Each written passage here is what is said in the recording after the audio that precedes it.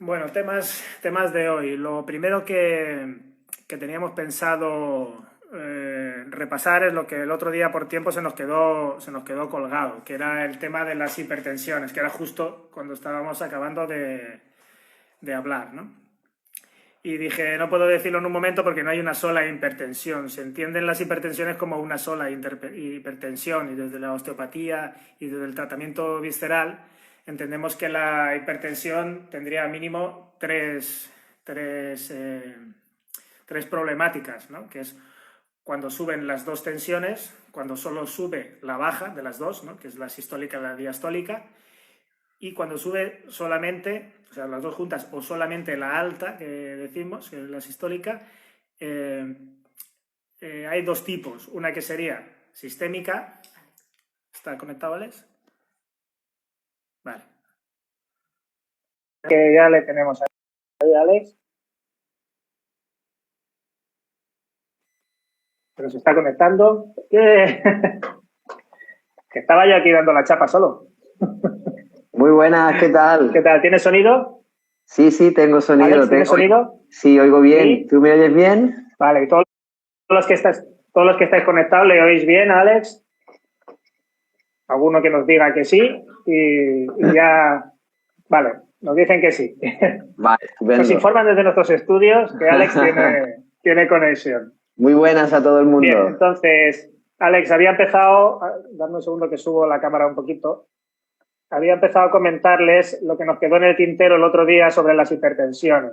Sí. Entonces decía que desde el punto de vista de la osteopatía visceral hay dos campos y tres causas para la hipertensión, que sería de la sistólica a la diastólica cuando sube la baja, cuando sube la alta, y cuando sube la alta si es de acción cardíaca, digamos de estimulación central, o sistémica, es decir, que el cuerpo ya se ha acostumbrado a tener una tensión hipertensa alta y digamos que no se da cuenta que funciona de esas maneras porque lo ha hecho demasiado tiempo mantenido en el espacio. Entonces empiezo, si no te importa, diciendo esto que nos quedó colgado. Vale. Sería, si tenemos la alta, siempre podemos ir viendo que una tensión cuando estás activo de 13 como mucho sería normal, ideal 11,5, 12 sería muy bueno para una persona adulta.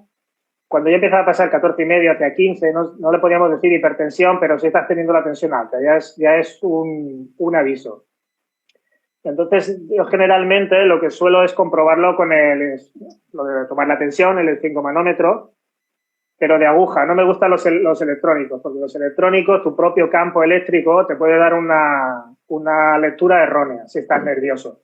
Y ahí nos juega muy en contra, y tú eso lo sabrás, Alex, el síndrome de la bata blanca, ¿no? Cuando la gente se va a tomar la tensión y en casa le da una cosa y cuando va a la farmacia le da otra, ¿no? O al ambulatorio. Entonces, para mí los de aguja son mejores, porque cuando tú tienes una tensión alta y la aguja hace este movimiento, sería que es sistémica. O sea, el cuerpo ya se ha acostumbrado a tener esa hipertensión. Pero si vemos que la aguja hace tac, tac, tac con cada latido, entonces esa sería la estimulación central del corazón. El corazón está respondiendo a algo antes de llegar a la segunda hipertensión, que sería cuando ya está en el sistema instalada. Todas las arterias se han ensanchado, todos los vasoreceptores y quimiorreceptores se han adaptado a mantener esa tensión y ya no sabe que tiene esa tensión el cuerpo. Vive adaptado a ella. Tenemos que atajar enseguida la primera. Ahora es bastante común por estrés.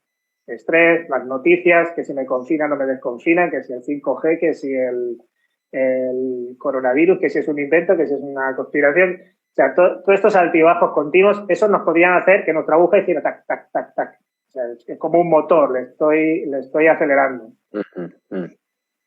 Cuando ya vemos ese muelle con tensión alta, entonces ya tendríamos que atacar de otra manera. Y luego tenemos la otra tensión, que es la baja alta, que sería la sangre que retorna. Esa sería más la tensión del sistema sanguíneo, el esfuerzo que tiene que hacer la sangre para llegar de nuevo al corazón. En estos días estamos teniendo muchos aumentos de este tipo de tensión y eso viene por los nervios mantenidos, pero de origen emocional, de la rabia, el enfado, que es lo que cierra el hígado. Estás cabreado por todo lo que estás viviendo, te sientes impotente, todas estas noticias que en un momento te pueden alterar, después te pueden enfadar, te pueden cabrear, por si te están mintiendo unos u otros, por si no sabes qué vas a hacer, no sé si puedo salir o no, no sé si Ahora me obligarán a llevar mascarillas, no sé si voy a encontrar mascarillas, no sé si habrá guantes disponibles y todo eso te tiene una acción reactiva de enfado, ganas de morder y eso congestiona el hígado. Si lo mantienes, entonces nos sube mucho la baja. Entonces, si tú quieres dar algún consejo, Alex, bueno, justamente lo que alguna de ellas. Sí, lo que estabas comentando del tema de las cosas no salen como yo deseo. Obviamente, cuando tú tienes tu mapa mental de, bueno, pues yo voy a ir a la farmacia y voy a conseguir pues hidrogel para limpiar o mascarillas o me han obligado, ahora yo no puedo salir sin guantes. Y, por ejemplo, vas a la farmacia y lo que me pasa a mí, ¿no? Que yo cruzo la calle, tengo una farmacia enfrente y le digo, oye, ¿tienes alcohol? No, no me queda. ¿Tienes tal? No, no tengo. Y no sé cuándo va a venir y tal. Entonces, claro, tu mapa mental se distorsiona. Es decir, si las cosas no salen como yo deseo y no te adaptas. Frustración. Eso es. No te adaptas justamente a que hay una situación en la que tú no puedes controlar. Aquí la palabra clave sería control. Pues automáticamente empieza a afectar a esa hipertensión que has hablado, ¿no? La de retorno, ¿no? La de retorno venoso y por consiguiente el hígado se estruja, se retuerce porque las cosas no van como yo deseo, ¿no? Como decías tú, que lo sueles decir mucho, que nuestro hígado es un GPS, entonces si las cosas no van, es decir, no voy por donde yo he planeado ir, pues si no me adapto a los cambios que haga mi GPS, automáticamente mi GPS se bloquea. Entonces es muy importante, con lo que has dicho tú, para bajar la hipertensión de ese tipo de hipertensiones, adaptarme en el aquí y en el ahora. Es decir, yo tengo mis deseos y los deseos hay que seguir teniéndolos, pero una vez que yo empiezo el día, por ejemplo, voy a hacer tal cosa y pues no encuentro el pan que yo deseaba. Pues oye, me adapto, acepto que no encuentre ese pan porque a lo mejor ahora tengo la oportunidad de comprar otro pan que no había comido nunca y resulta ser que me sienta mejor. Entonces, si yo no me adapto, no tengo esa oportunidad. Es lo que decimos, el actualizamiento del GPS, lo que hay es lo que hay. Que tú quisieras otra cosa, le es indiferente a la situación actual. Entonces, tú solo puedes hacer una acción constructiva y resolutiva si tienes todos los parámetros. Y uno de los parámetros es incluir las cosas que te disgustan. Si esto no está como a ti te gusta, tú no puedes rechazar ese ingrediente en la suma porque no te va a salir. O sea, pasa esto que me gusta, esto está bien, esto también, y esto no me gusta. No puedo ignorarlo, tengo que incluirlo. Y a ver, una vez tengo el resultado de lo que tengo que hacer, a ver cómo puedo yo cambiar la situación para que me dé el mismo resultado la suma sin incluir esto que no me gusta. Claro. Pero a priori no puedo hacerlo porque me estanca y me imposibilita de tomar otras decisiones resolutivas. Es algo que está pasando, nos pasa muy a menudo, las personas que no toman conciencia de esto, pero justamente debido a esta situación excepcional que estamos viviendo desde este confinamiento, nos está pasando más que nunca. ¿Por qué? Porque esto está unido también a lo no conocido. Es decir, yo no sé lo que va a pasar dentro de 15 días. Hoy estaba viendo las noticias y decía el presidente del gobierno que seguramente iba dentro de 15 días a aumentar 15 días más el confinamiento, ¿no? Entonces, como no sabemos qué va a pasar dentro de 15 días, como no estamos en la duda, es decir, o sea, no sabemos, no tenemos certeza de qué va a pasar. Normalmente cuando nosotros tenemos el día a día, sabemos que nos va a pasar o creemos que sabemos que nos va a pasar, pero normalmente sabemos que los lunes van a ser igual que el lunes pasado y que el lunes anterior y demás. Sí. Y los martes igual. Tenemos y todo. La rutina que nos da una falsa seguridad. Eso es. Pues si nos aferramos a esa falsa seguridad de rutina, obviamente en esta situación en la que estamos viviendo, que nos está enseñando justamente a soltar eso y aprender a vivir desde, bueno, ¿qué tengo hoy? Esto, pues me adapto. Pues obviamente pues, esa hipertensión se va a alterar. De igual manera que si nosotros aprendemos a soltar y utilizamos esta situación que estamos viviendo como un aprendizaje más, pues la hipertensión relacionada con eso bajará. Cierto. Y es verdad que estaba leyendo cosas que nos estaban diciendo. Sí, el esfuerzo de actualización que pedimos del GPS, que normalmente viene alguna cosa que nos desborda, ahora estamos en un desborde continuo. Entonces, deberíamos aprender a trabajar sin GPS. Yo siempre digo de tener un plan A muy bien estructurado de todo lo que tienes que hacer y todo lo que tiene que pasar y no ejecutarlo nunca.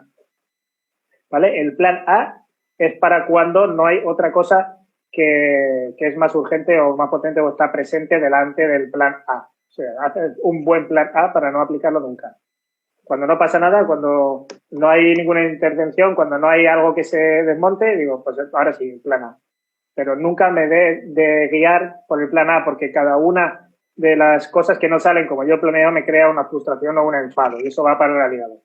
Pero destaco algo positivo de trabajar con el hígado. Cuando estamos en el hígado, no estamos en los pulmones. Y sabemos que el coronavirus nos está atacando a los pulmones, finalmente. Lo que, digamos que el hígado aguanta, los riñones aguantan, el cerebro aguanta como puede las fiebres y la toxicidad, pero los pulmones no pueden con él. Es donde la gente está cayendo. Así que mantenerse enfadados, si no sabemos hacer otra cosa, no es tan mala cosa. Es muy importante. Simplemente cuidar vuestra tensión diastólica, la baja, y eso, como ya hemos dicho, que es a través del hígado, hay que limpiar el hígado. Volvemos a recomendar la artemisa, que es un buen limpiador del hígado, el romero, que es un buen limpiador del hígado, diente de león, alcachofera, que hay alcachofas, podemos hacernos perfectamente alcachofas para cenar y guardar el agua de cocerlas como infusión para tomarlas. Y el cardo mariano para que limpie la propia carne del hígado. Son infusiones, o sea, se puede tomar en infusiones, en comprimidos, en extractos concentrados. Yo suelo recomendarlo mucho porque así te ahorras de hacer las infusiones. Está en un concentrado en un bote y haciendo 30 gotas de ese concentrado ya equivaldría a una infusión. Así que cuando notéis estas subidas de tensión, trabajaros emocionalmente y limpiar vuestro hígado. El hígado ¿vale? Y cuando tengáis la hipertensión inicial, esa sistólica, ¿no? Como esta que decíamos que golpea, entonces trabajo mental, relajación, más bien ahí tiraríamos por las tisanas relajantes, ¿no? Por una menta poleo, la típica de la tila también. La tila, la valeriana. No para todos tipos de hormonas vale la misma, probarla que os va mejor a vosotros. Y actividades sobre todo para soltar la tensión. O sea, hay que moverse por casa, hay que hacer ejercicio, hay que golpear cojines, almohada, gritar. Si se puede salir a aplaudir, pues salto a gritar una mañana. Igual te siguen y dice, la hora a las 10 salimos todos a gritar. Me cago en todo lo que se menea. Y creas una onda. Sí, el ejercicio moderado lo que baja es el cortisol producido por las glándulas suprarrenales, que es el que produce el estrés. Es decir, el cortisol junto con la adrenalina ayudan a que el estrés exista, ¿no? El estrés de manera positiva es sano, pero de manera cronificada o sin motivo aparente, es decir, tengo estrés porque tengo miedo a que no haya no haya guantes, ¿no? En la farmacia. Eso es un estrés que no tiene sentido de que esté ahí, ¿vale? Ahora, un estrés que yo, por ejemplo... Alguna vez lo he explicado, ¿no? Siempre que tengáis estrés es exceso de futuro, es indecisión hacia el futuro. Y depresión es exceso de pasado. Cuando tienes depresión, tristeza, sobrecarga, tienes que tirar cosas del pasado. Nostalgia también. Cuando tienes estrés, tienes que no irte tan al futuro y quedarte más en el presente. Fija tu atención en algo que esté funcionando, haz ejercicios de yoga, levanta pesas, coge 2 garrafas de agua y haz pesas si no tienes un gimnasio en casa, grita, haz flexiones, en fin, que cada uno sabe su válvula de escape. Y no te vayas al futuro, es preocuparse. Yo siempre digo, no te preocupes porque no tiene sentido. Sería como lanzar dinero al futuro o tirarlo por la ventana para luego bajar y recogerlo. Es que quizás ni lo recojas tú o lo coja otra persona. Así que en vez de preocuparse, ocúpate. Ocúpate en el momento actual. ¿Teníamos alguna...? Hay una frase que... Nos preguntaban que, con esto que decíamos de las plantas y tal, si se pueden usar aceites esenciales. Sí, los aceites esenciales se pueden utilizar, pero son muy potentes. Entonces, si tuviéramos que utilizar, por ejemplo, el romero, no tenemos la planta, pero tenemos aceite esencial de romero, tendríamos que tomar 1 o 2 veces al día, separado, una gota, porque si es aceite esencial es muy concentrado, y a ser posible con un aceite, dentro de una cucharada de aceite de oliva o en un terrón de azúcar o en una cucharadita de azúcar. Echar esa gota y tomarla. Una gota, son muy potentes. Como le eches 3 o 4 gotas, es que no te lo vas a poder ni tomar. ¿Vale? Y tendrían, de hecho se toman, hay terapias de aceites esenciales, ¿no? Así que nos valdría y defendería el cuerpo. Sería mucho más potente que una infusión, por eso tiene que ser esa simple gota 2 veces al día separada. Y así con todas las plantas, ¿no? Sí. Hablando de azúcar, que no se abusen del azúcar. En estas épocas ahora mismo está mucha gente pues que si se hacen muchos pasteles, es que dicen que no hay harina, no hay levadura en los supermercados y demás, y que todo el mundo está haciendo pasteles. Cuidado con el azúcar, porque el azúcar tiene mucho que ver también con el que el hígado no funcione bien. El azúcar daña al cuerpo de manera excesiva, obviamente, y si es refinada, peor que peor todavía, afecta. Sí, la glucosa del azúcar es un combustible de muy fácil utilización, pero de muy baja nutrición. Que digamos que el hígado se acostumbra a trabajar poco. De hecho, vemos también en los pacientes que cuando tienen un hígado graso, un hígado sucio o no funciona bien el metabolismo del hígado, suelen tirar más hacia los dulces. Les gusta comer cosas dulces, pasteles, helados, cosas que tengan un nivel de glucosa muy alto, porque digamos que cogen esa gasolina a muy bajo precio, la pueden utilizar, pero acumulan una cantidad de residuos y de toxicidad de todo lo que engullen junto con eso que no les va bien. Por eso la miel, los concentrados de stevia, de ágave, de azúcar, siempre que sea lo más pura posible, de caña, con toda la melaza de la caña. Hay muchos otros edulcorantes naturales mucho más sanos y de mejor absorción que el azúcar blanca. Sí. Y lo que tú decías, ahora se está cocinando mucho, se está haciendo mucho pastel, tengamos cuidado, no vaya a ser que cuando nos desconfinen no podamos salir por la puerta. Hemos ensanchado tanto que no quedemos atascados. Sí, no, la verdad, además, el problema del azúcar es que cuando tú ingieres azúcar, lo que hace es libera serotonina, que la serotonina es una neurohormona que da placer. El problema es que si tú tomas azúcar, vas gastando esa serotonina y entonces cada vez necesitas tomar más azúcar para darte más placer. Y es un ciclo que cada vez vas a más. Entonces, lo importante... Sí, es un premio. Además, ya desde pequeños lo relacionamos con el premio, ¿no? Cuando te portas bien, un chuche, una golosina, un caramelo, ¿sabes? Además, incluso en el lenguaje lo decimos. Esto es como darte un caramelito para premiarte, ¿no? Para distraerte. Te están dando un caramelo. Cuando te hacen un favor, te regalan algo positivo, ¿vale? Se nos ha pasado en el chat, había una consulta interesante de Claudia que nos decía que ella está embarazada y que no puede tomar infusiones y que tiene mucha ansia de dulce.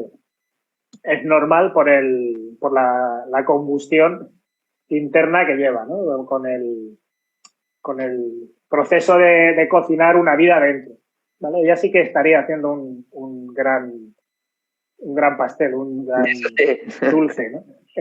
Fabricando una criatura. Requiere mucha energía, pero no el doble. A veces hay muchas embarazadas que utilizan la excusa de que como estoy embarazada tengo que comer por 2. No, tienes que comer para 2. No por 2. Totalmente. ¿Vale? Hay que cuidar la dieta. Entonces, en el caso de Claudia, diríamos esto, justo se aplica esto que estábamos diciendo del hígado, ¿no? Que puede ser que en su situación, en la situación actual, no pueda estar moviéndose o haciendo lo que hace normalmente y el cuerpo esté lastrado, sucio, pero no por toxinas externas, sino por intoxinación interna de los propios residuos que tiene que limpiar una mujer embarazada, y su hígado esté en esta condición de que no lo puede limpiar. Entonces hay que diferenciar las embarazadas de poco tiempo, hasta los 3 meses. Hay que tener mucho cuidado porque además si hay algún embarazo de riesgo, cualquier estímulo de cualquier planta o cualquier infusión que tenga efectos sobre la circulación, el hígado y las hormonas, podría tener el efecto que no queremos que tenga. Pero ya a partir de los 3 meses, acercándose a los 6, ahí ya no hay ningún peligro. O sea, sabemos que hay mujeres drogadictas, fumadoras, alcohólicas y no sé qué, y tienen bebés, no los pierden. O sea que Es muestra de que la vida se aferra con todas las ganas posibles. Y antes se va a debilitar la madre que le pase cualquier cosa al bebé. Eso lo sabemos porque tanto tú como yo hemos estudiado osteopatía y cuando te enseñan la osteopatía convencional, la articular y todo eso, lo que te dicen es primero hay que tratar al nido, a la madre, no sé qué, pero cuando haces un test y preguntas al cuerpo, lo que te lleva siempre es al bebé. La madre se dejaría arrancar una pierna antes que perder el bebé. Por lo tanto, digamos que le importa poco lo que sufra su cuerpo mientras mantenga la vida que tiene dentro. Mira, yo aquí, Laura pregunta, cuando tienes un ataque de consumir golosinas, es porque el hígado está mal.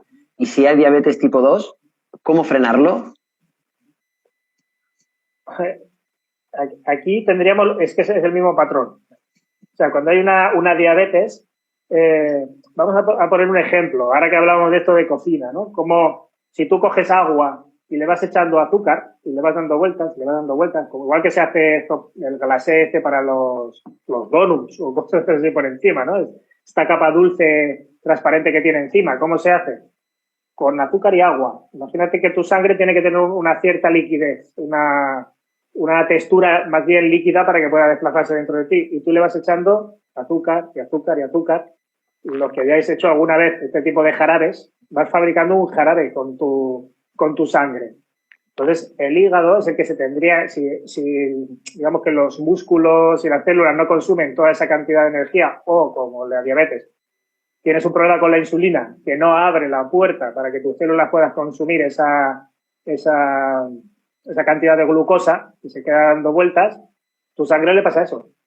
Se queda pastosa y enganchosa. Y entonces el que está encargado de filtrar toda esta sangre, más que los riñones y más que ningún otro órgano, es el hígado. Así que es síntoma también de que el hígado está sucio. Y el que tú estés tengas esa necesidad de tomar chuches o golosinas, esto que decíamos, ¿no? Estás yendo a la gasolinera, te estás quedando sin gasolina y vas a la gasolinera barata, a la fácil. Hay que limpiar el hígado. Y también recordar, aprovecho de decirlo, que el hígado es uno de los 3 filtros importantes del cuerpo. Es decir, están los pulmones, está el hígado y están los riñones. Si el hígado no empieza a funcionar correctamente, eso va a hacer de que los riñones vayan sufriendo más. Entonces, es muy importante también liberar el hígado, limpiarlo y tenerlo limpio para que también los riñones no vayan también a sufrir demasiado. Y obviamente también afectará de manera indirecta a los pulmones. Claro, entonces también nos pregunta por la vesícula. Sabes que en la práctica osteopática convencional muchas veces te encuentras personas que vienen con un problema en la cabeza, con un problema en algún otro órgano, como pueden ser los riñones, que como decía sufren mucho, y no saben que lo que está mal es el hígado. Aunque tú vas a un análisis y dices, no, el hígado lo tengo, me han dicho que lo tengo bien. A ver, lo que no lo tienes mal, es diferente de tenerlo bien. O sea, es como si yo a veces lo comparo a la gente con poner, yo que sé, un vaso en la mesa. No es lo mismo que esté en el centro de la mesa, que ahí está bien, que lo vaya desplazando hacia el borde.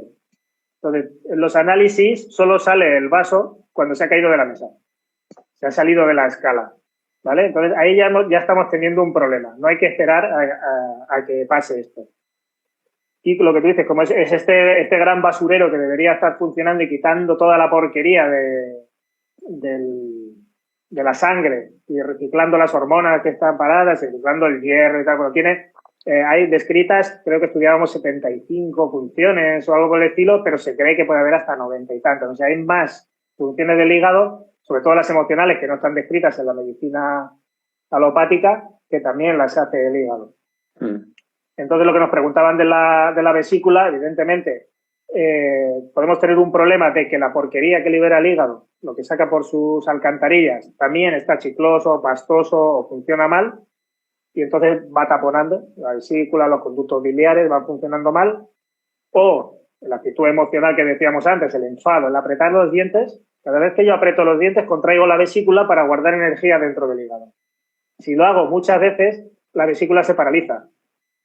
Y la vesícula no es otra cosa que un saco donde vamos todo el día echando gotas de bilis con distintas texturas. A veces sale espumosa, a veces sale más o menos densa, a veces salen como chicles pegajosos. Y la vesícula lo que se encarga es de batirlo y molerlo para tener una bilis de una cierta textura y una cierta calidad para cuando ingiramos grasas y comida, liberarse en ese momento y hacer la función digestiva normal. ¿Qué ocurre si la vesícula se para? Pues igual que si tú vas echando azúcar, por ejemplo, en una taza, ¿no? Vas echando, ¿dónde se queda? No se queda aquí, el azúcar, se queda aquí abajo. Va posando, y si yo no vacío esto o no lo estrujo, llegará un momento que se taponará o hará piedras. ¿Vale? Claro. Es un poquito para explicar a la gente el funcionamiento de la vesícula y por qué una cosa está vinculada con la otra. También, justamente esto nos preguntan, perdona que te diga, sí. que ahora nos va pasando las preguntas que se nos van en el scroll. Nos pregunta que cómo limpiar la arenilla de la vesícula.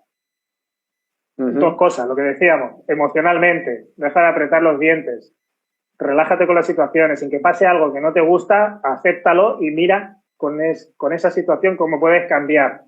Y luego de las que recomendábamos, la alcachofera, la alcachofa o la planta de la alcachofera limpian la vesícula y los conductos biliares. El cardo mariano también lo hace. Y el diente de león elastifica la sangre, hace que sea muy fácilmente tratable por el hígado, pasa muy fácilmente a través del hígado y puede liberar sus toxinas. Por eso hasta al diente de león las brujas le llamaban la hierba de ver claro.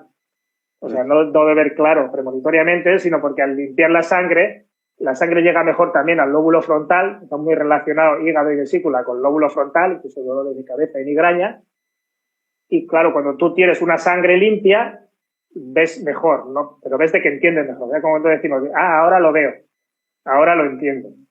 ¿Vale? Así que hasta que nos preguntaba el tema de la vesícula, diente de león, alcachofera y cardo mariano. Siempre lo recomiendo. Comprarlos en extracto concentrado, mezcláis, porque serían 3 botes de gotas, mezcláis los 3 botes en un vaso, en un recipiente, y volvéis a llenar los 3 cuentagotas. Entonces, en cada cuentagotas tendríais la mezcla. Así podéis guardar 2 en la nevera y en uno lleváis la mezcla. De esa mezcla, una cánula que vienen a ser, que es un mililitro o una cosa así, que serían unas 30-40 gotas. Sí. Eso, en un vaso de agua, lo tomas y es una infusión. Tomarlo 3 veces al día. ¿Vale? Aquí dice con eso limpiaréis el hígado y las vías biliares. Claudia. Pero de forma suave.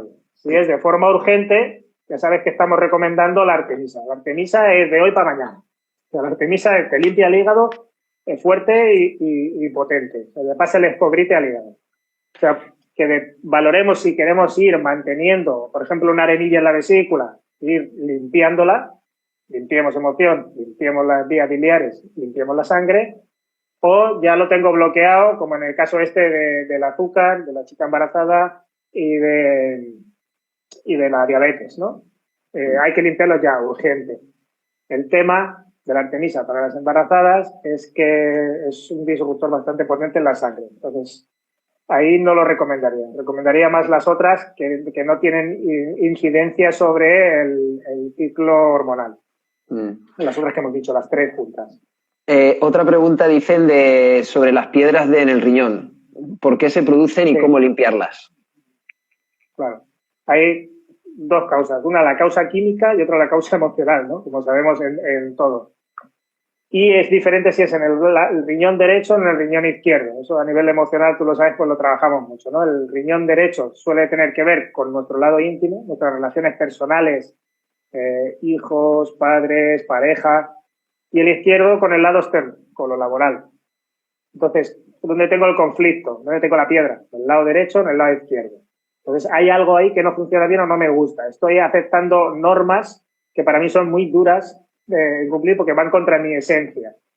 Entonces, lo que hago es que, igual que hemos dicho en el riñón, que se va en el hígado, se va cerrando y espesando, los riñones harían lo mismo, empiezan a funcionar peor, cambian la osmolaridad, es decir, esos ¿cómo lo explicaríamos? Son como, imaginemos unas probetas que tienen una forma así y unos papeles de filtro alrededor. El riñón separa las células sanguíneas, no hace nada con las células sanguíneas. Cuando entra la sangre en el riñón las separa, debería separarlas. Si hay algún agujero en esas vallas, entonces sale sangre en la orina. Y mientras pasan por esos tubos, se va haciendo una reacción eléctrica y de filtrado para ver qué minerales y qué sustancias están activas. Si yo eso lo congestiono, empezaré o a excretar cosas que necesito o a condensar cosas que que necesitaría liberar y no libero, ¿no? Como por ejemplo cuando tienes la gota. El Las ácido, gotas serían minerales que deberían estar fuera y en vez de hacerse piedras dentro del riñón, se hacen, como hemos dicho, del vaso, ¿no? se va Donde decantando. se densifican, que suele ser en las partes bajas del cuerpo y donde están los capilares más finos. O las piedras de riñón, que sería ese exceso de minerales que estoy liberando, y como el hígado, el riñón, no hace su movimiento de vaciado, hace igual que hacía la vesícula, va amasando. Pero hacemos piedras. Haces un cristalito, igual que cuando el azúcar se va agregando. Se va haciendo más grande y le van saliendo púas y cuando es molesto, el riñón necesita liberarlo. Así que tenemos el proceso físico por el cual se hace la piedra, pero en todos ellos hay un proceso emocional. De hecho, es muy común liberar las piedras cuando has solucionado algún conflicto. Y yo lo hablo por experiencia personal. Yo la primera piedra de riñón que eché, que no sabía ni que la tenía, la eché cuando decidí dejar la fábrica donde trabajaba y dedicarme a estudiar la osteopatía. Cuando ya tomé la decisión, cuando ya subí a hablar con el director y le dije que me metiera en el ERE y me echara, aquella misma tarde empecé con unos dolores como si tuviera descomposición, dolor. Yo no sabía qué tenía.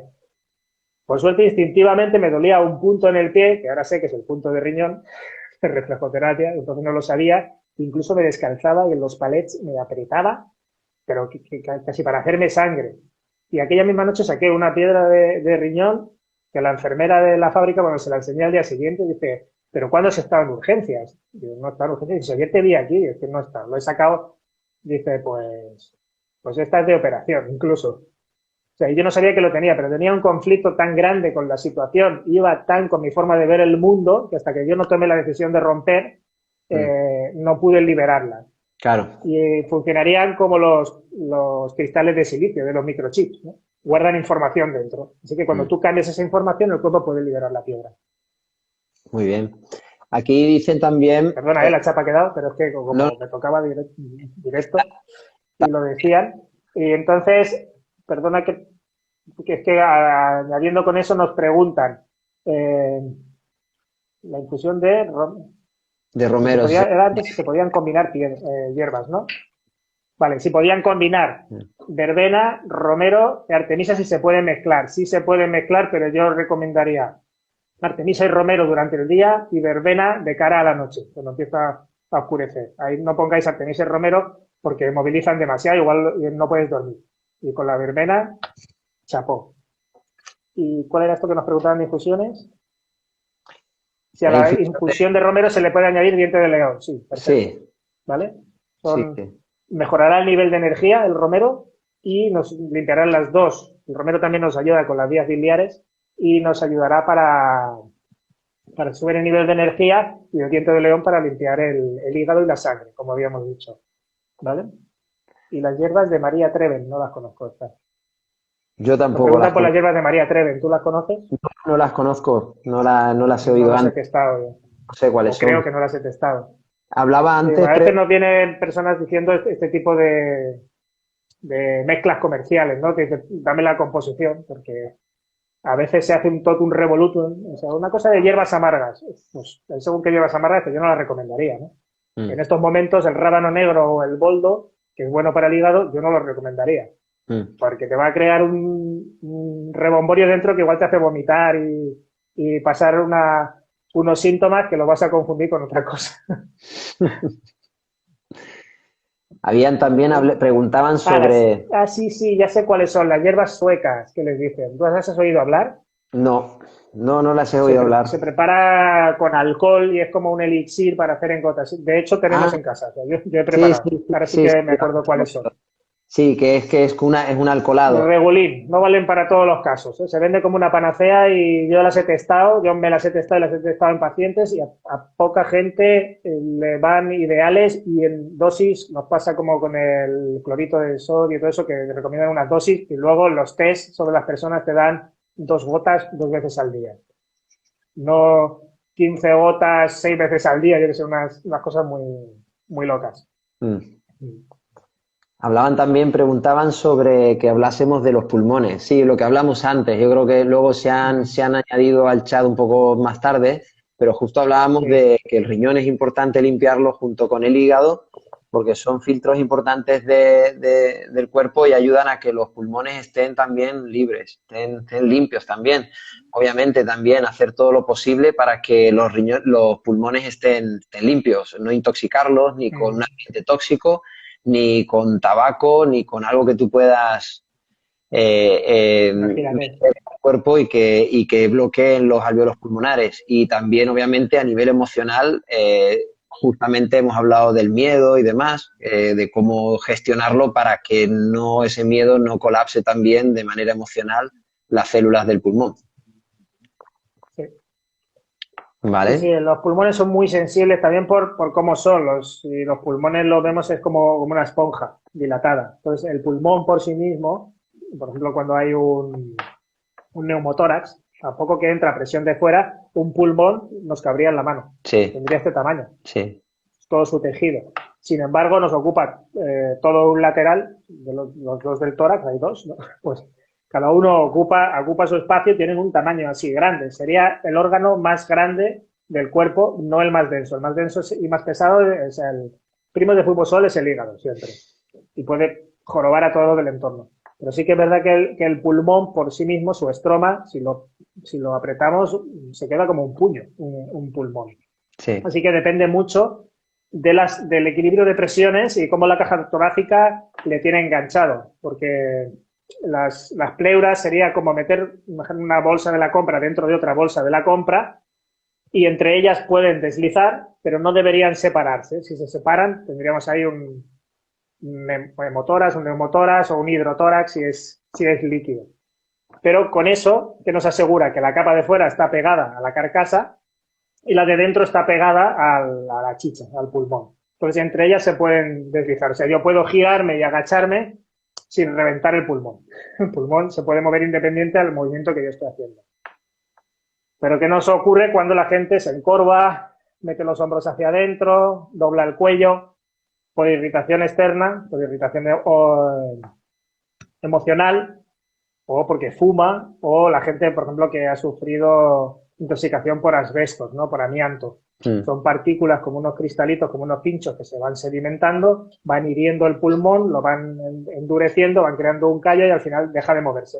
Y lo que hace es encogerse, ¿no? O una EPOC, o un enfisema, que sería todo lo contrario, ¿no? Sería un alveolo que debería tener este tamaño, pierde el factor surfactante y se pone enorme, pero inservible. Claro. Y todo ese espacio inservible y se come el espacio de dilatación del resto del pulmón. Sí, que ahora justamente está muy de moda lo que dicen de que se fibrosa el pulmón con el tema este del coronavirus, ¿no? Claro, por eso explicaba el mecanismo de por qué se hiere el pulmón y por qué se endurece tanto que deja de funcionar. Que con esto del coronavirus estaría pasando eso. Ya Claro. explicamos en vídeos anteriores cuál es el mecanismo del factor surfactante, la sustancia esta que mantiene los alveolos en su tensión y con su capacidad de transpiración, los problemas que está habiendo con la agregación de glóbulos rojos, es decir, que los glóbulos en vez de pasar de uno en uno para oxigenarse, andaban por dentro de la sangre formando collares que funcionaban como microtrombos y quien pagaba el pato más, porque son los vasos más pequeños, era el pulmón. Entonces, microtrombos en vasos alveolares van inutilizando el vaso alveolar, el vaso que rodea el microtrombo intenta moverse, como no puede, se enfibrosa y cuanto más cantidad de tejido enfibrosado, menos capacidad de oxigenación. Totalmente. Eso sí, tal cual.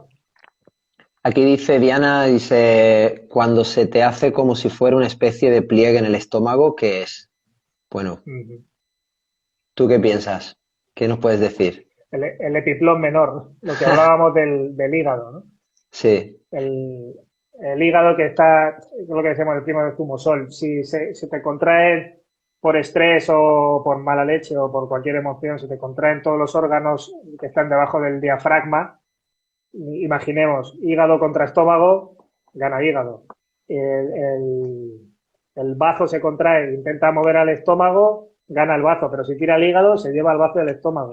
Si se lleva al páncreas, el páncreas está detrás y se ve chafado. La vesícula, por más que intente limpiar, se retuerce y se bloquea arriba. O sea que que siempre es el hígado. Pero esa sensación como de bola o de cosa que se te queda atascada ahí a un lado del estómago es un tejido que hace de bisagra que se llama epiplón menor, que es muy emocional. Ya habremos tratado unos cuantos de ese tipo, ¿no? Con las técnicas de movilidad de tejido debajo del diafragma y de reseteo de los ganglios del sistema nervioso que dan información a esa zona. Y no es otra cosa que una descarga de una emoción del cerebro hacia una zona local. También lo que comentas del epiplón menor está muy relacionado lo que es justamente por esa zona en la que donde se encuentra, está relacionado al plexo solar, que es un entramado de nervios. Entonces, el plexo solar está muy supeditado a las emociones. Nos llevamos cuando decimos, wow, se me ha encogido la boca del estómago. Justamente ahí es donde está el plexo solar, que se encoge ante una emoción, ante un trauma, ante un shock emocional. Entonces, ese epiplón son dos capas, el epiplón son dos capas y que por dentro del epiplón hay un entramado de arterias y venas. Entonces, si eso se encoge también por la respuesta del plexo solar, bloquea todo lo que es el riego sanguíneo y hace que se dificulte el riego sanguíneo a parte del estómago, a parte del hígado y toda esta zona. Sí, los problemas estos de hiato y de regurgitación y tal también vienen causados por lo mismo. Sí. Ahora nos preguntaban una cosa que es de otra parte, pero es muy interesante, el tema de la sinusitis, cómo limpiar la sinusitis sin utilizar el antibiótico. Aquí también puedo hablar con experiencia personal, tú lo sabes porque me lo has visto hacer alguna vez. Yo tuve un accidente de tráfico y partí el volante con la cara, en pocas palabras. Entonces me destrocé el puente, me tuvieron que operar y tal, pero aún así la respiración no era correcta y siempre tenía una sinusitis, pero por favor que me arranquen la cabeza, muy mala.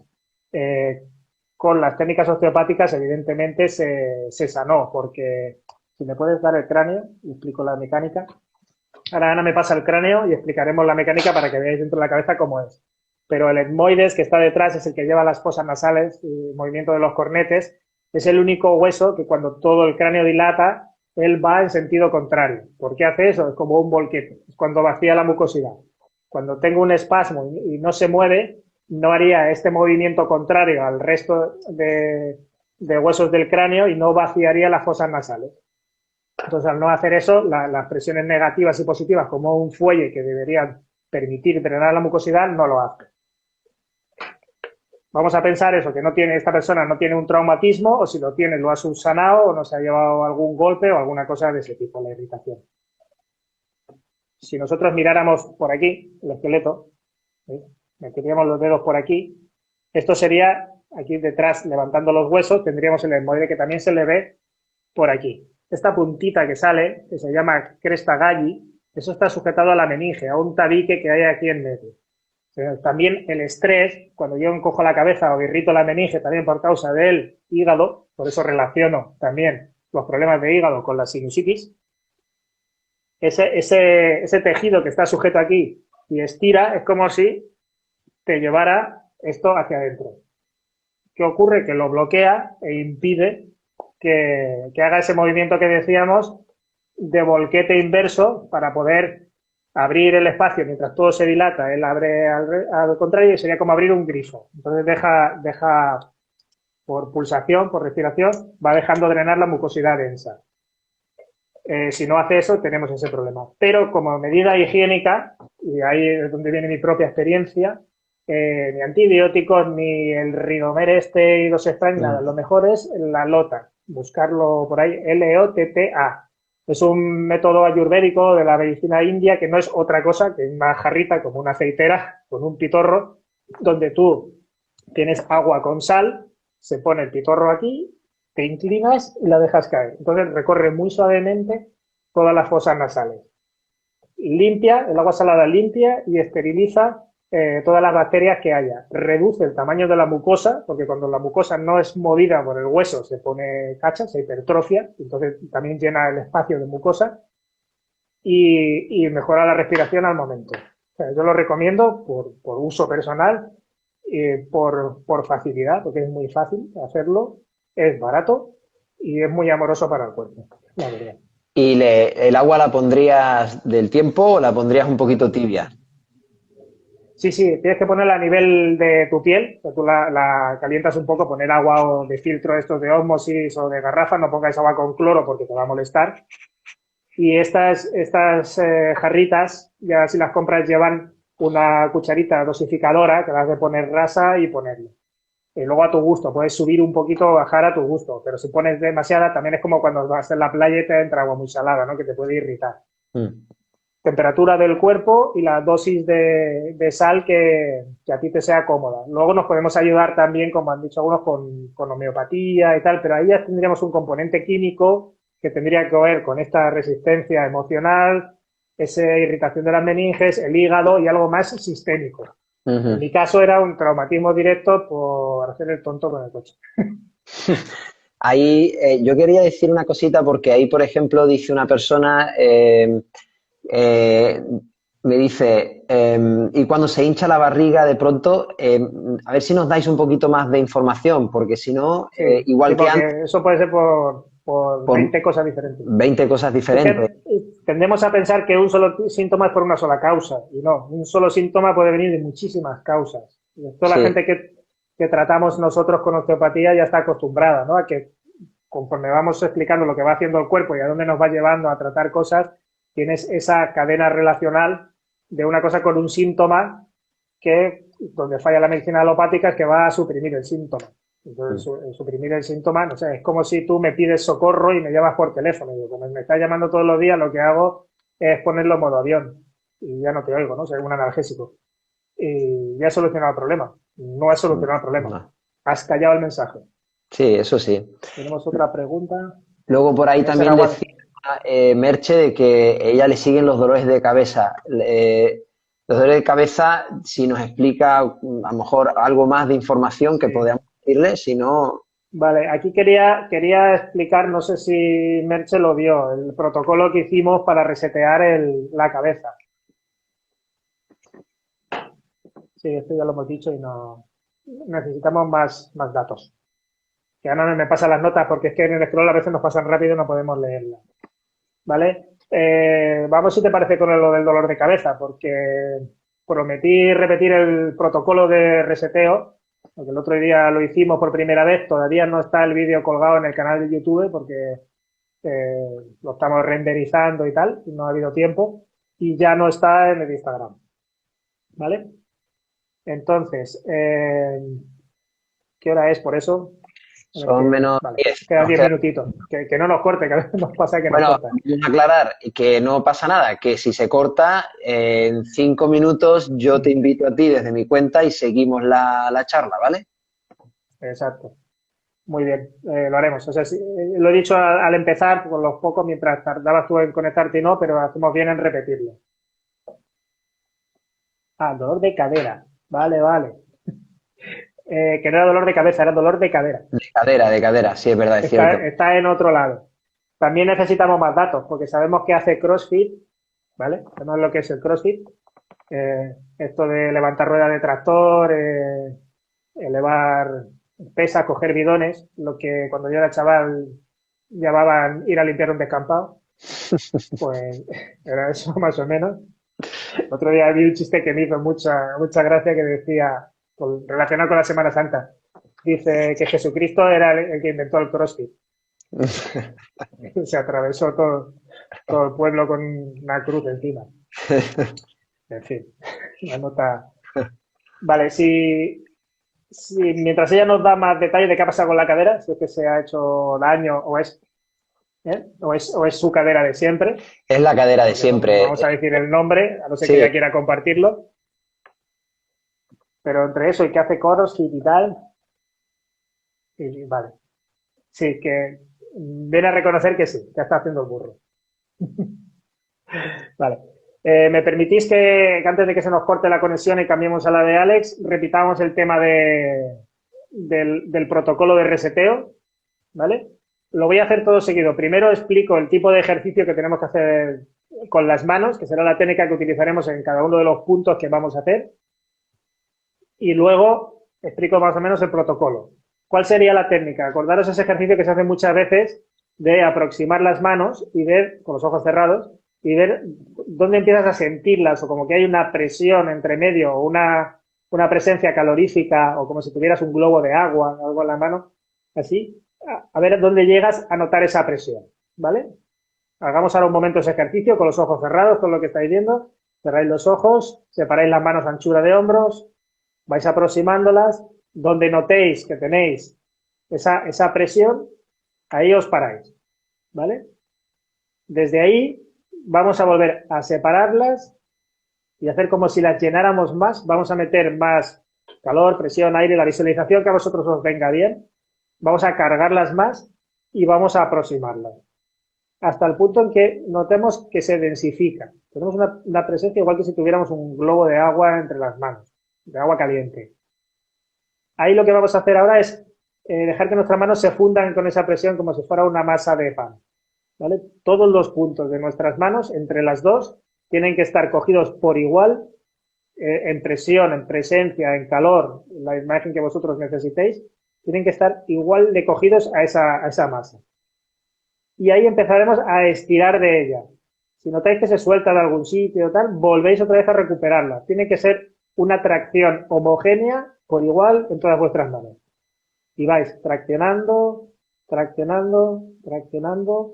Notaréis hormigueo, notaréis sensación como de latidos o de pinchacitos en las manos, es correcto, hasta que lleguéis a un punto en que parecerá que la energía, al abrir, ya casi como que nos empujara un poquito, ¿vale? Ese sería el límite de estiramiento. Es igual que si tuviéramos una masa de silicona pegada a nuestras manos, la vamos tirando, tirando por igual. No podemos retorcerla, no podemos desequilibrarla ni sentir que en algún sitio no hay. La tenemos homogénea y tiramos, ¿vale? Esa es la técnica que vamos a utilizar. Ahora, ¿cuál es el protocolo? Os pido primero que lo practiquéis sentado, como cuando vais a meditar. Sentado sobre un cojín, en una silla, la postura que vosotros tengáis de meditar, que no sea tumbado. Después aspiramos a poder hacer esto tumbado porque es mucho más relajante y más potente a nivel terapéutico. Pero también nos vale como entrada para las meditaciones. Así que, sentados, yo lo haré de pie para que me veáis, me separo un poco. Sentados pondríamos una mano en el corazón, puede ser esta o esta. Sentir la que os apetece y es más cómoda para ponerla. Cuando tengáis la que os es más cómoda para ponerla, la otra la llevaremos abajo, a la pelvis, en la línea por encima del hueso del pubis. Aquí no hay que hacer ninguna cosa especial, simplemente dejar como que nuestra mano se funda, que dé calor a esa zona y sentir cuando ya nos es cómodo quitar la mano. Esta de aquí siempre dejaremos aquí una mano. Hacemos esta de por encima del hueso del pubis, luego un poquito por encima del ombligo haríamos el plexo mesentérico inferior, que es esta zona de aquí. Si en algún momento notamos que nos pide como cambiar las manos, hacerlo, porque quiere decir que el voltaje o la onda de movimiento de la energía está alterada. ¿Vale? Hacemos pubis, mesentérico inferior, que es por encima del ombligo, mesentérico superior, que es como lo que decíamos antes, la boca del estómago. Este ya no lo haríamos porque ya lo estamos haciendo. Garganta. Y haríamos con esa misma intención. Una vez en garganta, me acerco, sería cabeza. Y aquí sí tenemos que utilizar esa tracción que hemos hecho antes. Miramos la zona de las sienes y ponemos las manos cerca de las sienes y envolviendo el cráneo. De una forma cómoda. Y dejamos que hagan esto, que entren y se fundan, como esta masa que decíamos antes. Cuando tengamos esa homogeneidad, empezaremos a separarlas despacio. Siempre tienen que estar completamente conectadas de todas las líneas energéticas y de calor. No podemos sentir desequilibrios. Esperamos a que se equilibren. Y vamos traccionando, traccionando, traccionando. Tomar el tiempo que necesitéis. A veces podéis necesitar volver abajo y volver a empezar a hacerlo, ¿vale? Yo ahora, como explico el protocolo, no voy a estar todo el tiempo que necesitaría. Hacemos ese movimiento. Después hacemos lo mismo en la frente, pero no tapo del todo el ojo. Cojo el frontal con las dos manos, ¿vale? De esta manera. Y vamos a hacer lo mismo. Traccionaremos como si quisiéramos descapotar la cabeza.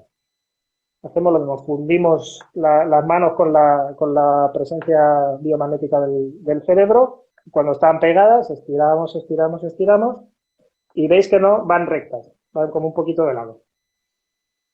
Luego los laterales, los temporales, Perdona. con la oreja, pero no tapamos la oreja. Cogemos la Lo que oreja dices, por aquí y por esta zona.